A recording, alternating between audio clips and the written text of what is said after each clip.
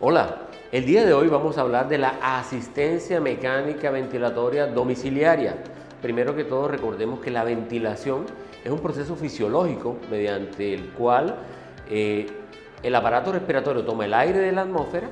lo lleva hasta los alvéolos y de ahí se difunde el oxígeno por todo el torrente circulatorio, garantizando las funciones de las células, tejidos, órganos y sistemas del cuerpo humano. De igual manera, con ese ingreso de oxígeno, se expulsa hacia el exterior el dióxido de carbono o CO2. Esto se hace en dos tiempos, que son inspiración y expiración. Este proceso lo realizamos cuando estamos despiertos, cuando estamos dormidos, cuando estamos en condiciones de salud y en condiciones de enfermedad. En todo este ir y devenir, garantizamos el aporte de oxígeno que el cuerpo necesita y la eliminación del dióxido de carbono que no necesita. Cuando una persona tiene una infección que compromete las vías respiratorias, el tejido pulmonar o el centro respiratorio a nivel del cerebro, puede conllevar a que se altere esta ventilación y no se logren los niveles de oxígeno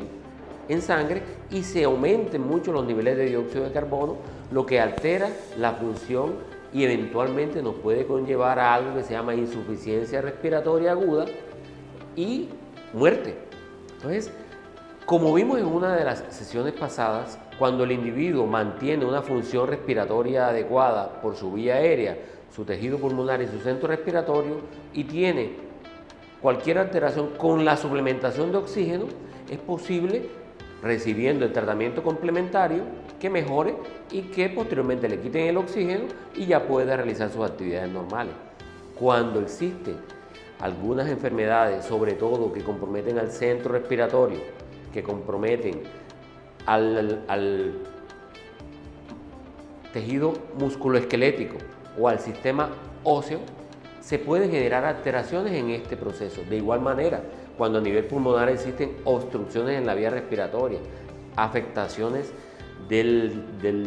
espacio broncopulmonar y afecciones metabólicas sistémicas, de igual manera se pueden alterar este proceso de ventilación que nos puede conllevar a bajas de oxígeno y eventualmente a esta condición de insuficiencia respiratoria aguda, la cual requiere una intervención inmediata con oxígeno o con asistencia ventilatoria, sea de tipo invasivo o no invasivo, a fin de que el paciente no se complique y fallezca.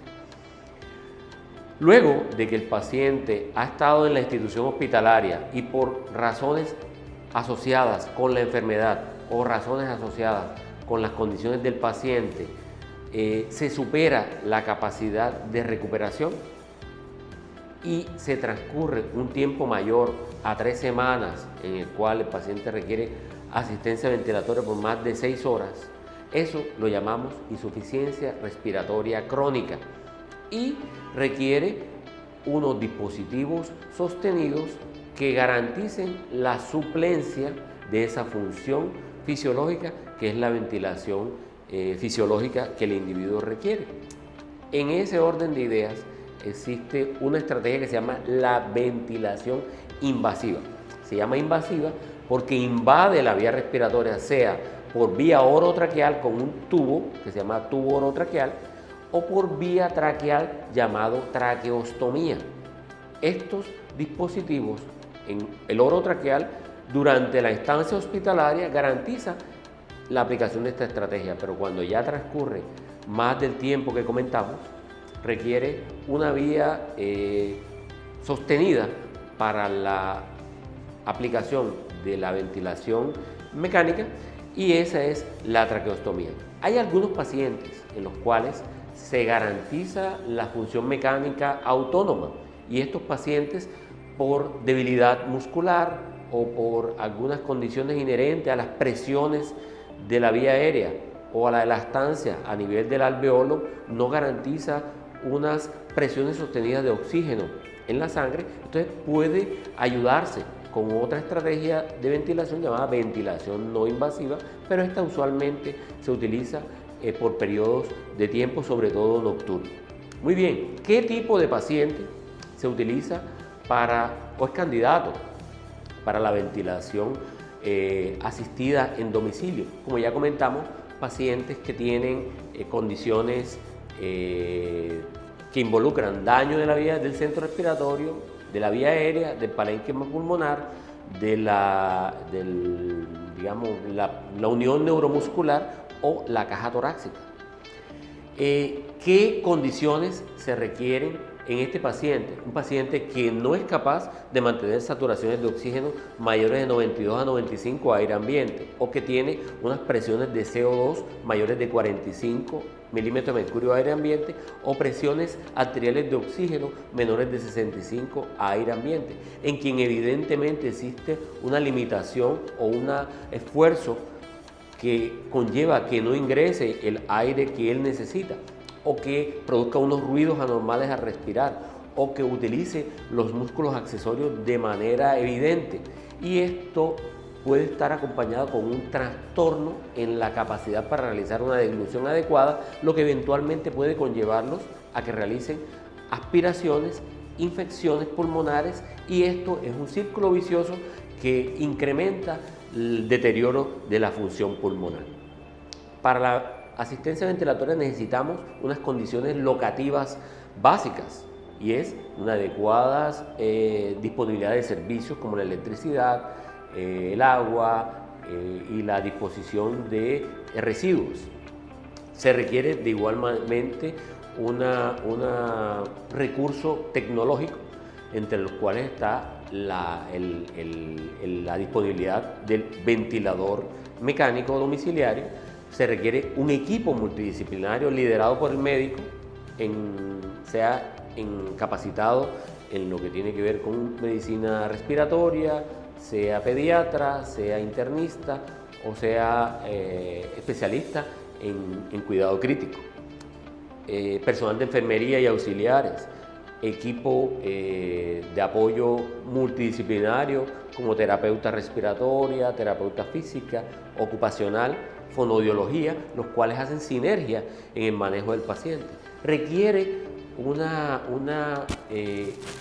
adecuada capacitación por parte del equipo a la familia, y la familia ser consciente de que esto requiere de su participación, buscando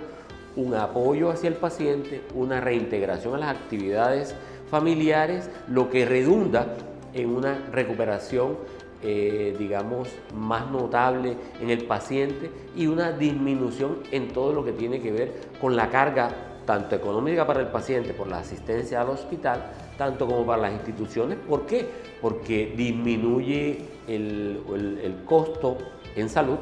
mejora la operatividad del sistema y garantiza que el paciente de igual manera tenga menor exposición a los gérmenes que están dentro del cuidado, dentro del ambiente hospitalario, lo que requiere utilización de antibióticos y medicamentos de mayor espectro y de mayor nivel, con los efectos colaterales relativos que presentan. Entonces,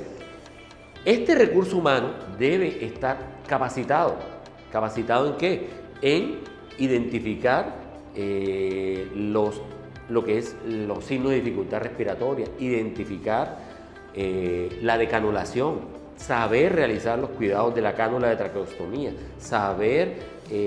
encender y manejar los parámetros básicos del ventilador, saber identificar cuando se activa una alarma de dicho ventilador y de pronto es por presión, por volumen o por desconexión. Estar capacitado en la maniobra de reanimación básica en caso de cualquiera de estas eventualidades. Hay algo muy positivo y está muy por encima de lo negativo en la asistencia ventilatoria domiciliaria, y es que la literatura muestra resultados muy favorables en el mediano y en el largo plazo cuando el paciente no tiene infección, tiene unos cuidados adecuados y está adecuadamente nutrido. Caso que de pronto no se puede equiparar a la estancia en el hospital, donde el paciente está infectado, requiere mayores parámetros ventilatorios o puede tener coinfecciones asociadas.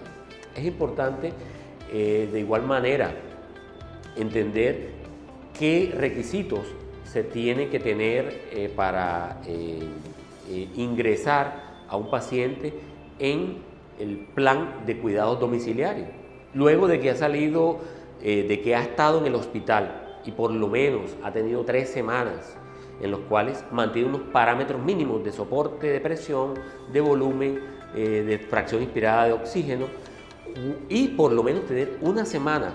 en el cual se empieza a utilizar el ventilador que va a utilizar en su casa, que tiene que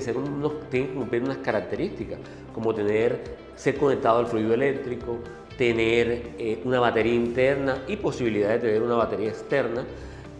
tener conexión con fuente de oxígeno, pero puede funcionar con aire ambiente en caso de que por cualquier razón no haya disponibilidad de oxígeno suplementario.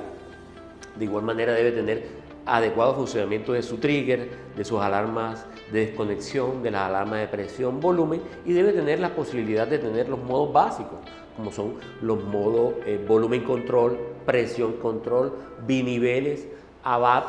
y el modelo BiPAP. Sobre todo el BiPAP y el ABAP son modos que se utilizan en el caso de que el paciente se le quiera colocar en modo, digamos, de ventilación no invasiva. Es clave resaltar que en la medida que hay un trabajo multidisciplinario, en la medida de que el personal está capacitado, en la medida que la familia está sensibilizada y que el paciente mantiene unos adecuados niveles, una adecuada condición clínica evidenciada por una ganancia de peso, puesto que el paciente que está con insuficiencia respiratoria genera un gasto metabólico mayor que no le permite ganar peso. De igual manera, el paciente que mantiene unos niveles o unos requerimientos mínimos ventilatorios, que no está infectado, que está respirando sin dificultad, que no tiene acúmulo de secreciones, que está adecuadamente apoyado en cuanto a la higiene bronquial, a la terapia física y a las medidas, digamos, de apoyo general, va a garantizar en la línea de tiempo una sostenibilidad en su condición de salud, lo que va a redundar evidentemente en una adecuada sinergia con el equipo de salud y con los indicadores de salud y de mortalidad. Todo esto hay que hacerlo siempre fundamentado en los protocolos y en las guías establecidas para el manejo asistencial ventilatorio domiciliario. Todo esto es importante. Muchas gracias.